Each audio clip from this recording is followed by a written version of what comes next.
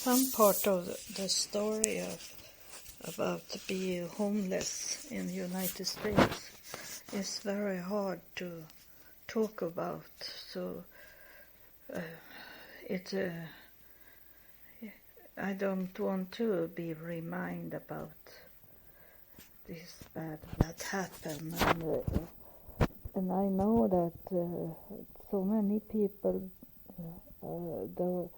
do think that it can't be true, that what I'm telling you, but there is things in life that is worse than you can ever think about.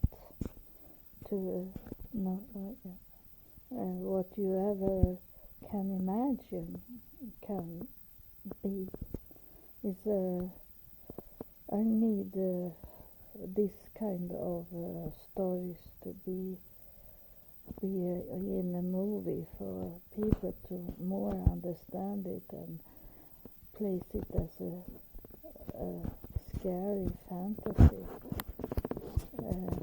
instead of me telling it and you don't believe me.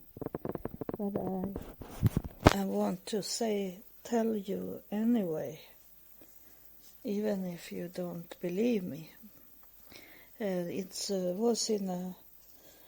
was in one other domestic violence shelter, and these people was nice to me, so they wanted to help me, and I should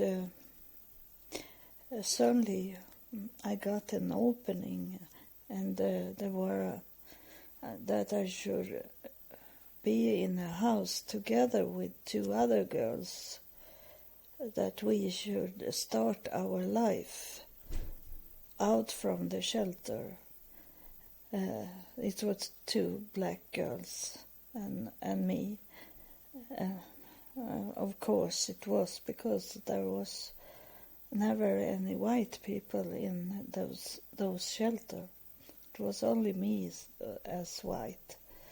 And it's what is going on also this, that when they say that I should get a house to live with two other girls in that house, then suddenly that the same day I saw in newspaper an ad, and it was a family that wanted to have someone taking care of their father, their disabled father, and I should get that job, and instead of money I should get a free living space and food to eat,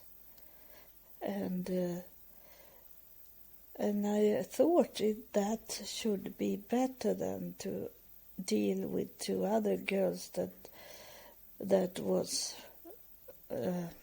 not the same kind as me.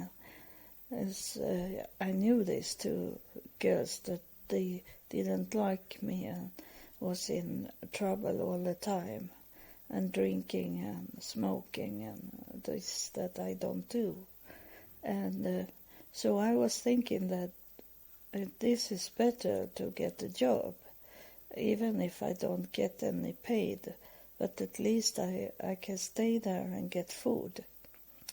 So I applied for that job, and I got that job, and I thought it was okay, and a young man came, maybe he was 35, 40 years old.